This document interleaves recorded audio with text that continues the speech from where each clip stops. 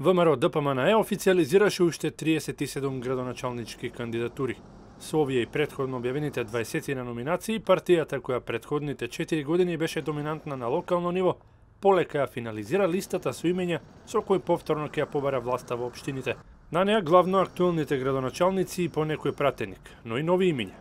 Трансфер од Македонското собрание ќе се обидат да направат Јохан Тарчуловски и Зоран Илиовски во општинските канцеларии во Киселавода, односно во Битола. Меѓу 37-те кандидати кои партијата ги потврди се и Дарко Костовски за општина Бутел, актуелните градоначалници Илчо Захариев за Штип, за Кочани Радко Димитровски, за Свети Никола Зоран Тасев, за Ресен Ѓуко Стрезовски, Иван Франгов за Гевгелија, за Пробиштип Тони Тоневски, за Крива Паланка Арсенчо Алексовски, додека меѓу новите кандидати Митко Јачев за Кавадарци и Митко Тилев кој ќе се обиде да стане прв човек на Охрид.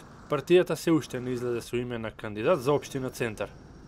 Овие кандидати, како и досега промовираните кандидати, се потврда на нашиот приоритет и понатаму да работиме посветено на континуиран развој на општините и квалитетно живење на граѓаните. Тие ќе бидат тимот кој ќе продолжи да гради нови улици, училишта, градинки, локални патишта, да ја подобрува комуналната услуга, да изгради нова инфраструктура и пред се да се биде подобар сервис за потребите и барањата на граѓаните.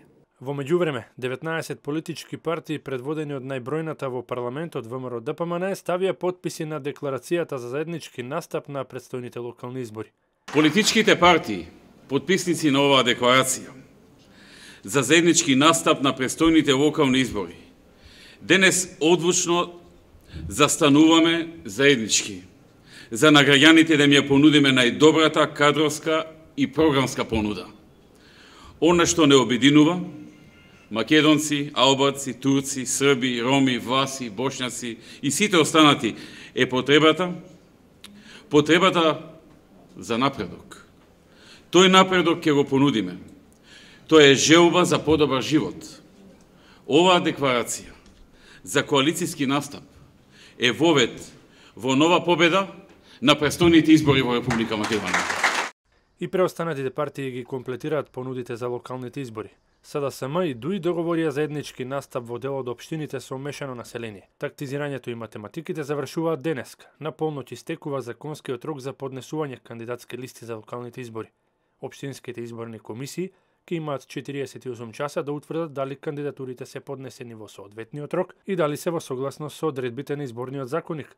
Листите поднесени по истекот на рокот и со неправилности ќе бидат отфрлени.